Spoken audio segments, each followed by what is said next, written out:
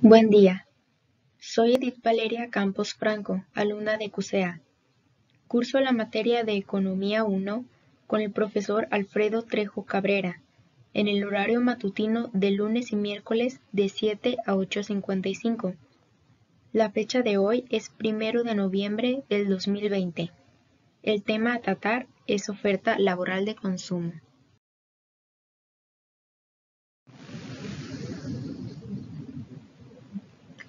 Esta presentación se basa en el libro Manual de Microeconomía, el comportamiento del consumidor y el productor en competencia perfecta, perteneciente a la editorial Alcasa, específicamente en el capítulo 12. Este capítulo trata diversos temas, tales como la oferta laboral u oferta de trabajo, que representa la cantidad de personas que ofrecen sus servicios laborales en el mercado laboral. Este tipo de mercado es donde se compra o vende el factor de producción del trabajo. En este contexto, la demanda serían todas las empresas que requieren trabajadores para desarrollar su proceso de producción. Se mencionará mucho acerca del salario, que es la remuneración en el mercado laboral y representa la cantidad de dinero que recibe el trabajador por laborar dentro de una empresa u organización. No hay que confundirlo con el precio del bien.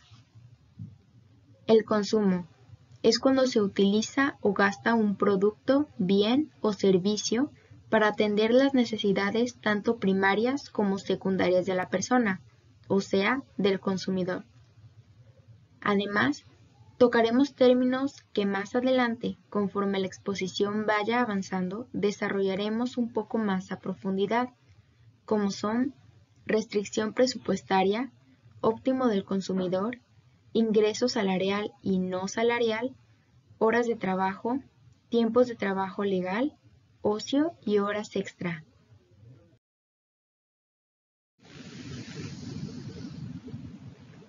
Aquí se muestran algunos símbolos que deberemos tener siempre en cuenta, ya que se necesitarán para la comprensión de las ecuaciones, funciones y operaciones que se van a presentar más adelante.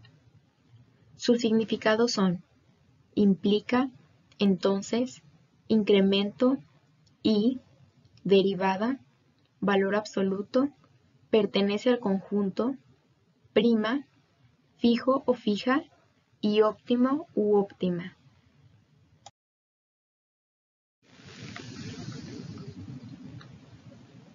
Introducción al capítulo 12. El tema que se expone pertenece al capítulo 12, cuyo tema en general es la teoría del consumidor. De antemano, sabemos que parte de los ingresos del consumidor proviene del trabajo que proporciona en el mercado, por un salario por hora. Esto demuestra que la decisión de consumo va de la mano con la oferta laboral. En otras palabras, la decisión o decisiones de consumo que tome el consumidor dependerán del salario del mismo.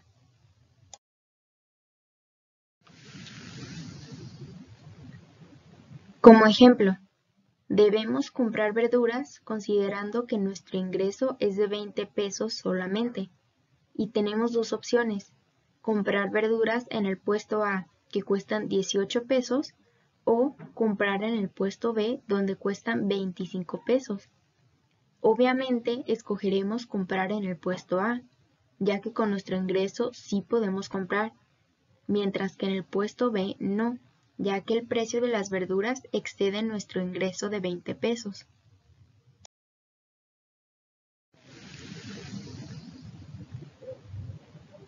Definiciones para familiarizarnos con el tema.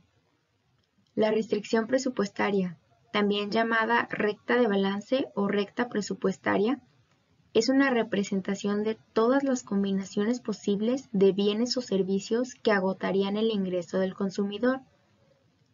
Recordemos que este ingreso es el límite que tiene el presupuesto del consumidor. Si el susodicho gasta todo su ingreso, se ubicará sobre la recta presupuestaria. Si gasta menos, se ubicará por debajo de ella. Más adelante veremos una ejemplificación gráfica de esta recta. El óptimo del consumidor, o también conocido como el equilibrio del consumidor, es la combinación de más utilidad dados los gustos, los precios y la renta. Representa el punto de mayor satisfacción, y para obtenerlo, el consumidor debe conocer sus gustos y su restricción presupuestaria, como es en el ejemplo del puesto de verduras que vimos anteriormente. Conociendo estas definiciones, nos adentraremos más al tema.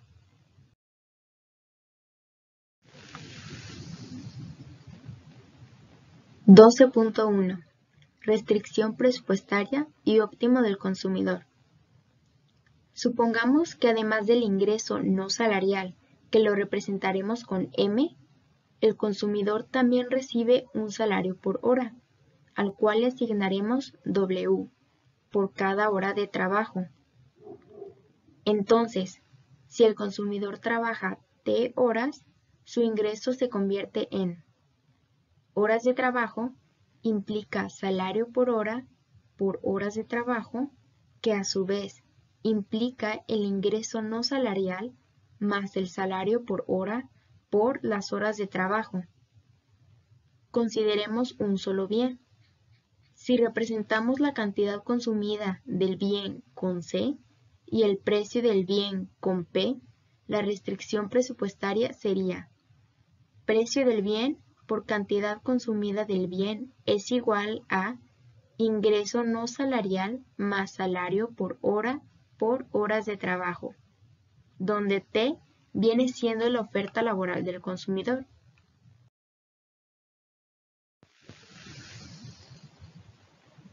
Continuamos en el apartado 12.1. El tiempo de trabajo legal, que viene siendo la jornada laboral y generalmente no debe superar las 40 horas semanales, es representado por H, mientras que la demanda de ocio del consumidor es L. Entonces tendremos tiempo de trabajo legal es igual a horas de trabajo más demanda de ocio del consumidor.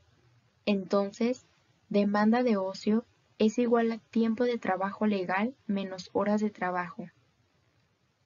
La restricción presupuestaria se puede expresar en términos de consumo, trabajo y ocio, donde PC es el gasto de consumo, WL es el gasto de ocio y M más WH es el ingreso máximo posible. Las preferencias del consumidor también se pueden expresar en estos términos, consumo, trabajo y ocio, y están representadas por una función de utilidad. Podemos concluir entonces que el problema del consumidor es similar al problema de elegir entre dos bienes, los cuales serían consumo y ocio. Anteriormente conocimos brevemente el significado de consumo en el contexto de economía. Ahora es turno de conocer el de ocio. El ocio se considera el tiempo que se dedica a realizar actividades recreativas sin relación con las obligaciones laborales. Son actividades que hacemos voluntariamente y podemos distribuir a nuestro antojo. Se supone que las podemos realizar en el espacio que tengamos después de terminar nuestras obligaciones laborales.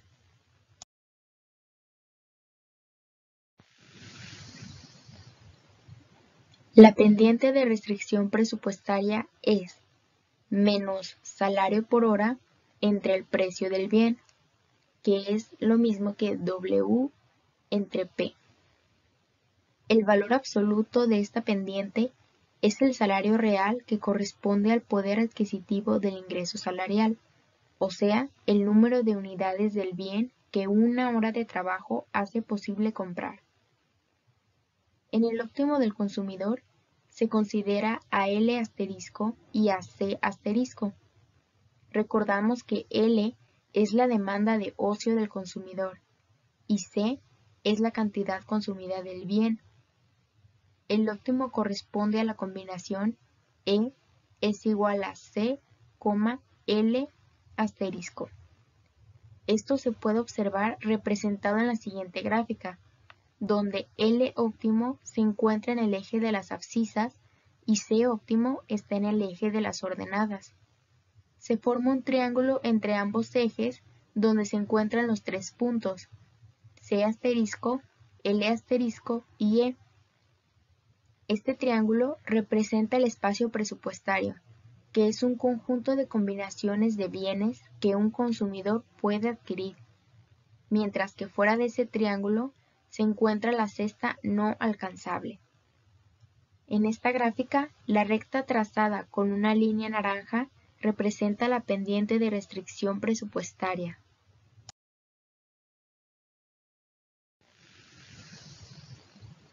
Entonces, el problema del consumidor se convierte en la maximización de C, que es cantidad consumida del bien, L, demanda de ocio del consumidor, U, utilidad C, L.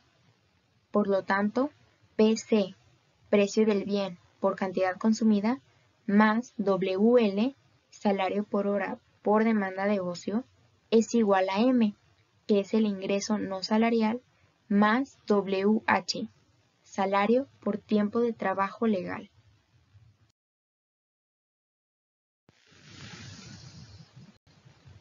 A continuación, aprenderemos algunas definiciones que vendrán en el siguiente apartado. Estática comparativa. Es un método que compara dos puntos de equilibrio. Se utiliza para contrastar dos situaciones, una antes y otra después de la modificación en una variable externa al modelo analizado. Es de mucha utilidad en la microeconomía para evaluar la forma de funcionamiento de los distintos mercados. Se caracteriza por ser hipotético-deductivo. Tasa salarial, también conocida como tasa de salarización, representa el peso o la proporción que tienen los trabajadores por cuenta ajena en el empleo total de un territorio, entendiendo como asalariados a todas aquellas personas que se encuentran trabajando y reciben un salario por la actividad laboral que realizan.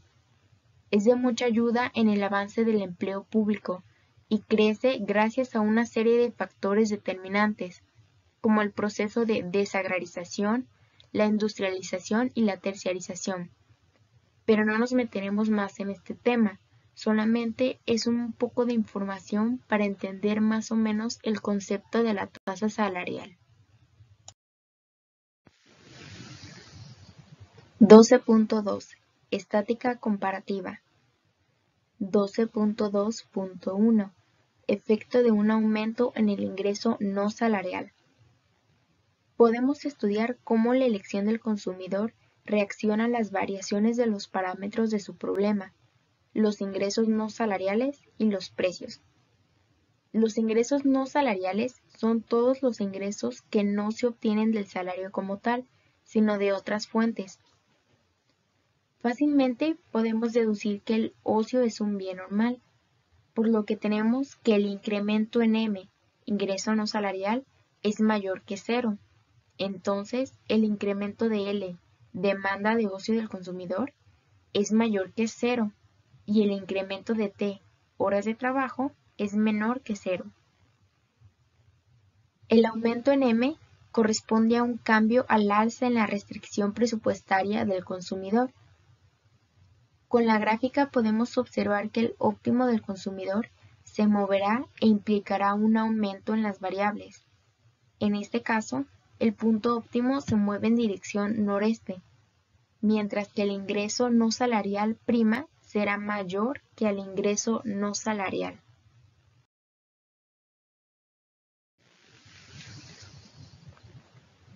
(12.2.2) Efecto de un aumento en la tasa salarial. Este aumento tiene dos efectos. Uno es la modificación del precio, que es el costo de oportunidad del ocio. El otro es que el ingreso total del consumidor aumenta y por lo tanto puede consumir tanto antes sin trabajar más e incluso trabajando menos. Se representa con Y2 mayor que 0. La importancia de los dos efectos se da por el caso A, que es la derivada de L, demanda de ocio del consumidor, sobre derivada de W, salario por hora. es mayor o igual que 0 si el valor absoluto de ES más EY sub 1 es menor o igual que EY sub 2. Y al caso B, la derivada de L sobre la derivada de W es menor que 0 si el valor absoluto de ES más EY sub 1 es mayor o igual que EY sub 2. Seguimos con los casos A y B. En el caso B, la oferta laboral aumentará con el salario, mientras que en el caso A, la oferta va a disminuir. Por consecuente, no se puede decir que un aumento en los salarios va a implicar una mayor oferta de trabajo en el efecto final. Las consecuencias de estos casos son las siguientes. Generalmente, el efecto EY sub 2 aumenta con W. Si W es alto, entonces se infiere que el consumidor está trabajando y consume considerablemente, además de que el ocio tendrá alta utilidad marginal. Rememoremos lo que es la utilidad marginal. Es el beneficio que obtenemos por el consumo de una unidad adicional de un bien o servicio. Se agrega o se añade cuando consumimos una unidad más de un bien o servicio y depende de las preferencias del consumidor. Es similar a la productividad marginal de la teoría del productor. Con todo esto, se deduce que un aumento en los salarios va a permitir aumentar el tiempo libre sin la necesidad de reducir su consumo. Además, a partir de una tasa alta de W fija, la oferta de trabajo puede, como consecuencia, disminuir con W. Definiciones del apartado 12.3. Creo que es muy probable que ya se sepa la definición de este término, pero no está de más repasarlo y enfocarlo un poco en este contexto económico. Las horas extra, que son también llamadas horas extraordinarias, son aquellas que representan el tiempo adicional a la jornada laboral normal que los trabajadores realizan. A pesar de que en cada país y en cada organización, empresa o entidad las condiciones son diferentes, estas horas se deben pagar en una mayor proporción a las normales. El poder adquisitivo es la cantidad de bienes o servicios que pueden conseguirse con una cantidad de dinero fija según sea el nivel de precios. Los individuos, empresas o países emplean sus recursos para satisfacer las necesidades que tienen. La relación entre el precio que se paga por estas necesidades y el nivel de recursos que posee es lo que llamamos poder adquisitivo. Lo tendremos en mayor cantidad cuantos más necesidades podamos cubrir con una determinada cantidad de dinero. Ahora sí, apartado 12.3. Aplicación en las horas extra. Vamos a suponer que las horas trabajadas más allá de T fija se consideran horas extra pagadas con un salario por hora más alto. Se representa de la siguiente manera. T, que son las horas de trabajo, pertenece al conjunto 0, T fija, que implica W, que es salario por hora, L fija, demanda de ocio del consumidor, es igual a H, tiempo de trabajo legal, menos T fija. Y T pertenece al conjunto T fija, H, que implica W', es mayor que W, siendo E el óptimo con una tasa salarial única W. Hasta ahora sabemos que el aumento de W puede tener un efecto negativo en la oferta laboral. Recordemos EY sub 2. Tal efecto quedaría cancelado aquí porque el aumento salarial solo aplica, por así decirlo, para el trabajo adicional que el consumidor decidiría ofrecer y no en todos los ingresos salariales.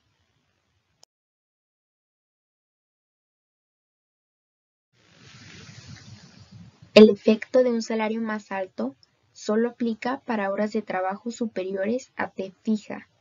Esto sin aumentar el poder adquisitivo de las horas ya trabajadas. En esto se resume la aplicación en las horas extra. Aquí podemos observar una gráfica de oferta de trabajo y horas extra, donde en el eje de las abscisas se encuentran L fija, L asterisco o L óptima, H y L. En el eje de las ordenadas está solamente C, y dentro del gráfico localizamos a E y a E'. En el caso donde la posibilidad de una disminución de la oferta laboral se dé, analizaremos el siguiente ejemplo. Tenemos el mercado laboral de arquitectos, donde S es la cantidad de arquitectos que se postulan ofreciendo sus servicios laborales en el mercado. W es la remuneración del trabajo, o sea, el salario que pagan las empresas y que los arquitectos reciben. Y L es la cantidad del factor del trabajo que se encuentra disponible para la compra y venta. Si el salario inicial es de 30 pesos y este baja a 20 pesos, menos arquitectos quieren contratarse a ese precio, por lo que solamente cierto número de arquitectos tendría la intención de trabajar. En este caso son 200 arquitectos, como se puede observar en la gráfica. Podemos concluir que el precio y la cantidad ofrecida tienen una relación directamente proporcional, o sea, si el salario disminuye, también disminuye la cantidad ofrecida en el mercado de trabajo. Por último, anexo la bibliografía de las referencias en las que obtuve información para apoyarme en la realización de este proyecto. Aunque, reitero, esta exposición se basó casi en su totalidad en el Manual de Microeconomía. Agradezco su atención y espero que haya sido de su agrado y entendimiento. Buen día.